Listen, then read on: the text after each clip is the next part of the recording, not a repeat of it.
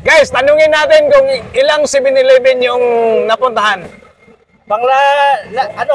Nagtanaw ko sa Sa Google. Google ba? Segundo to the last. Saan ba yung napuntahan mo? Segundo to the last. So, ayan yung pinuntahan niya, guys. Yan yung pinuntahan niya 7-Eleven, ang dami. So, ilang oras ka ba na gano'n? Ilang oras na yan? Sakto, STP. Ilang oras ka na ba naghanap? Isang oras. Isang oras na? Anong oras ka ba naghanap? STP. Alas 9. So, ganyan, alas 9 siya naghanap. Ay, anong alas 9? Alas 8 ko yan, pinos. Ha? Alas 9 na nakita ni. Alas 9:30 na. Kita na. Ayun guys, so, ito yung ilan yung pinuntahan niya. So sa Talisay, ito yung 7-Eleven lahat. Ha? Dami pala. 1, 2, 3, 4, 5. So guys, ito yung pinakauna nating bibigyan ng gulong. Kasi ito, nagsumikap talaga siya na makita. Ginamit pa niya yung Google Map. Sa bahay ko, Bulacau lang kasi ako eh. Ito ako na pumunta, tapos... So dito, ito yung pinuntahan niya. Dito una. Lagtang, tapos... Dito, bawal pa ko dito eh. Bawal left turn dito. Straight ito ako sa Tabunok yun. Oo, bawal dyan. Diretso muna ako dito.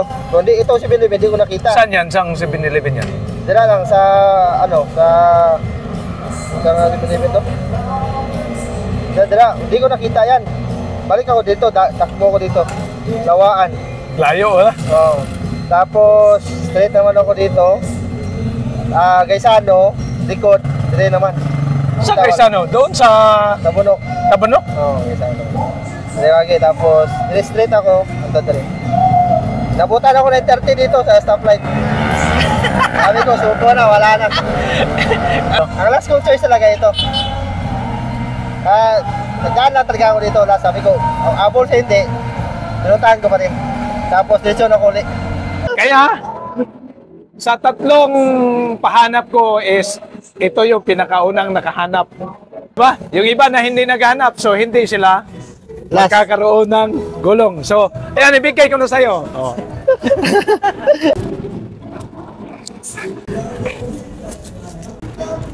Ano to?